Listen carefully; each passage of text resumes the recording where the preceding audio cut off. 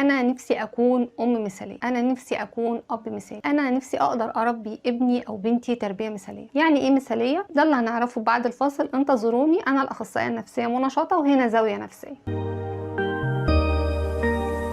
زاوية نفسية مع منى شاطة. ورجعنا لكم تاني، اهلا بكم. اسئله كتير قوي بخصوص التربيه وازاي اقدر اربي ابني، وانا نفسي اكون ام مثاليه واولادي يفتخروا بيا، ونفسي اكون اب مثالي واقدر اسعد ابنائي واقدر اعمل لهم اللي هم عايزينه. يعني انا نفسي اقدر اربي عيالي ويكونوا مثاليين.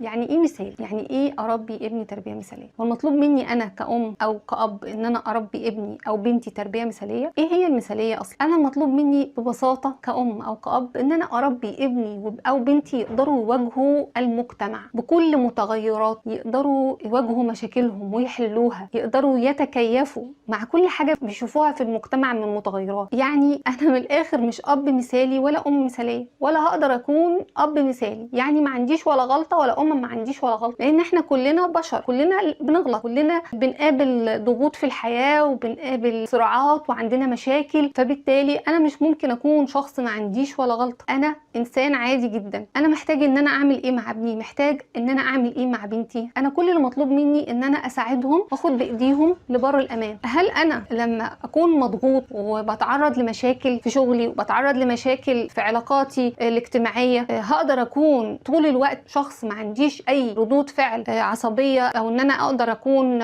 حد طيب جدا مع ابني واتعامل معاه بمنتهى العقلانيه في كل مواقف الحياه؟ لا طبعا. احنا كلنا كاباء او امهات بنتعرض لضغوط بنكون فيها في التوقيت ده مش مسيطرين على نفسنا. ممكن اتوجه لابني باي اساءات لفظيه او حتى بدنيه خارجه عن ارادتي. ده مرفوض، ده مش مستحب، ولكن بيحصل. طب لما يحصل انا افضل اعذب نفسي وافضل الوم نفسي وافضل طول الوقت اقول انا مش عارفه اكون اب كويس او انا مش عارفه اكون ام كويسه؟ لا، ده مش صحيح. المطلوب مني ان انا ببساطه افهم ابني او بنتي انا ليه انفعلت عليه، انا ليه وجهت له الاساءه دي، انا ليه ضغطته الضغط ده. ما ينفعش ان انا دايما اقول لا هو لسه صغير مش هيفهم. الاطفال بيفهموا من سن صغير جدا كل حاجه بتحصل ليهم في المجتمع، بيفهموا وبيحسوا باهليهم، بيحس بابوه، بيحس بامه. فاحنا محتاجين ان احنا نبقى فاهمين ان اطفالنا بيفهموا وبيحسوا، وان احنا نشاركهم الحاجات اللي احنا بنعيشها من ضغوط خارج البيت. ما ينفعش طول الوقت اتعامل مع ابني ان هو بره الدايره بتاعتي، ولكن لما اتضغط او اتعصب او انفعل بعد شويه اقول له ما تزعلش، من غير ما افهمه انا عملت كده ليه. ما تزعلش وراضيه بكلمتين او بحاجه حلوه وخلاص الموضوع خلص. بنسمع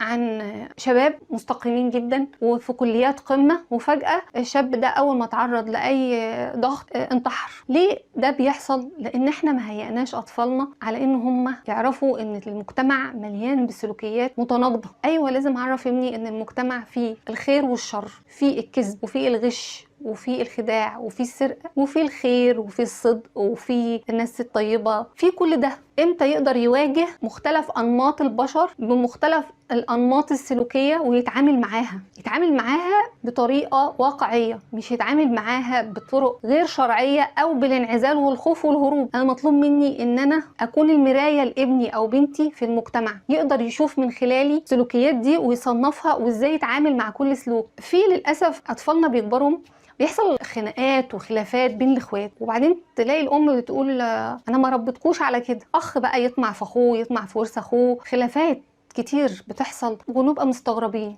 لو جينا نبص كده من طفولتهم احنا ازاي ربيناهم، انا ممكن اكون بدافع عن ابني عشان ياخد مجهود زميله في الفصل واروح اوصي عليه عشان ينجح ويغششوه في الامتحان. هو لما ابني يغش في الامتحان وهو طفل وينجح بمجهود مش مجهوده، لما يكبر انت حضرتك متوقع ان هو يكون ايه؟ هو اصلا اتربى على ان هو يوصل لاهدافه بمجهود مش مجهوده، وللاسف انا اللي ربيته على كده. بعد كده انا مطلوب مني ان انا اقعد اكلمه بعد كده عن المثاليه وعن ان هو يحب اخواته ويحب الناس لا طب هو انا اللي ربيته من صغره ان هو ينجح بالغش. يبقى احنا عندنا انماط سلوكيات وانماط البشر مختلفه ومليئه بالتناقضات. انا كأب او كأم مطلوب مني ان انا اول حاجه بلاش الوم نفسي قوي، نبعد عن اللوم الزايد للنفس. انا مش مطلوب مني اكون ام مثاليه او اب مثالي، انا مطلوب مني اكون ام بحب ابني او بحب بنتي واساعدهم ان هم يفهموا المجتمع، يتكيفوا مع المجتمع، يقدروا ان هم يواجهوا مشاكلهم ويقدروا ان هم يتعاملوا معاها ان الطفل لما يكبر يقدر يتأقلم في اي تغيرات، انه يبقى متوقع ان هو ممكن يكون لوحده فجأة، يتكيف اذا فقد شخص عزيز، مش اول ما يفقد شخص قريب منه ينهار. انا مطلوب مني ان انا اربي ابني بطريقة يكون فيها قادر على التكيف، قادر على التأقلم، قادر على مواجهة المجتمع بمشاكله، عشان يكون في المستقبل نافع لنفسه ونافع للآخرين. في نهاية حلقتنا النهاردة بطلب من حضراتكم ومن كل أم ومن كل أب إن هو يحب نفسه، ما يضغطش على نفسه. حب نفسك، حب نفسك، حب ابنك، ساعده إن هو يكون شخص واقعي، يقدر إن هو يتكيف مع مختلف تغيرات الحياة ويتعامل مع مختلف أنماط البشر.